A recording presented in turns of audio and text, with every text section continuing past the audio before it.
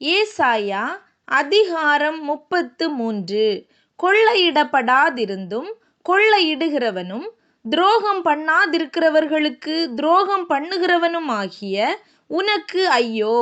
நீ கொள்ளையிட்டு முடிந்த பின்பு கொள்ளையிடப்படுவாய். நீ துரோகம் பண்ணி தீர்ந்த பின்பு உனக்கு துரோகம் பண்ணுவார்கள். கர்த்தாவே, எங்களுக்கு இரங்கும், உமக்கு காத்திருக்கிறோம். தேவரீர் காலையில் அவர்கள் புயமும் இக்கட்டு காலத்தில் எங்கள் இரட்சிப்புமாயிரும்.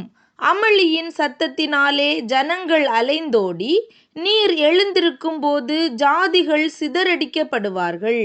வெட்டு கிளிகள் சேர்க்கிறது போல உங்கள் கொள்ளை சேர்க்கப்படும்.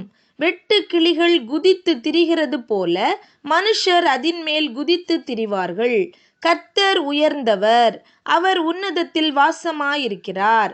அவர் சீயோனை நியாயத்தினாலும் நீதியினாலும் நிரப்புகிறார். பூரண இரட்சிப்பும் ஞானமும் அறிவும் உன் காலங்களுடைய உறுதியாயிருக்கும். கர்த்தருக்கு பயப்படுதலே அதின் பொக்கிஷம். இதோ, அவருடைய பராக்கிரமசாலிகள் வெளியிலே அலறுகிறார்கள். சமாதானத்து ஸ்தானாபதிகள் மனங்கசந்து அழுகிறார்கள்.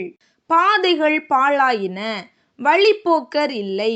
உடன்படிக்கையை மீறுகிறான், நகரங்களை இகழ்ச்சி பண்ணுகிறான், மனுஷனை எண்ணாதே போகிறான்.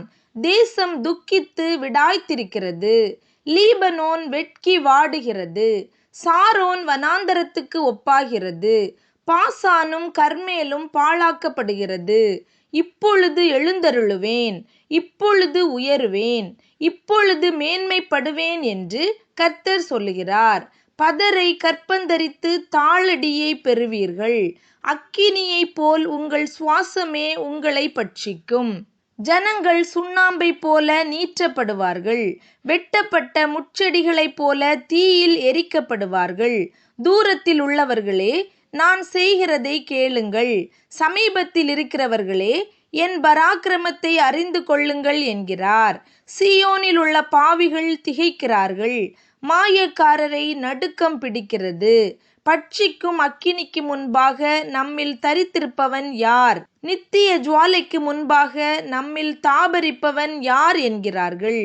நீதியாய் நடந்து செம்மையானவைகளை பேசி இடுக்கண் செய்வதால் வரும் ஆதாயத்தை வெறுத்து பரிதானங்களை வாங்காதபடிக்கு தன் கைகளை உதறி இரத்தஞ்சிந்துவதற்கான யோசனைகளை கேளாதபடிக்கு தன் செவியை அடைத்து பொல்லாப்பை காணாதபடிக்கு தன் கண்களை மூடுகிறவனெவனோ அவன் உயர்ந்த இடங்களில் வாசம் பண்ணுவான். கன்மலைகளின் அரண்கள் அவனுடைய உயர்ந்த அடைக்கலமாகும். அவன் அப்பம் அவனுக்கு கொடுக்கப்படும், அவன் தண்ணீர் அவனுக்கு நிச்சயமாய் கிடைக்கும். உன் கண்கள் ராஜாவை மகிமை பொருந்தினவராக காணும், தூரத்தில் உள்ள தேசத்தையும் பார்க்கும். உன் மனம் பயங்கரத்தை நினைவு கூறும். கணக்கன் எங்கே? தண்டல்காரன் எங்கே? கோபுரங்களை எண்ணினவன் எங்கே? உனக்கு விளங்காத பாஷையையும் அறிதற்கரிய ஒருவிதமான பேச்சையுமுடைய அந்த குரூர ஜனங்களை இனி நீ காணாய். நம்முடைய பண்டிகைகள் ஆசரிக்கப்படும் நகரமாகிய சீயோனை நோக்கிப்பார். உன் கண்கள் எருசலேமை அமெரிக்கையான தாபரமாகவும் பெயர்க்கப்படாத கூடாரமாகவும் காணும்.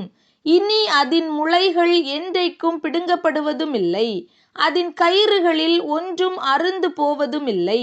மகிமை உள்ள கர்த்தர் அங்கே நமக்கு மகா விசாலமான நதிகளும் ஆறுகளும் உள்ள ஸ்தலம் போலிருப்பார்.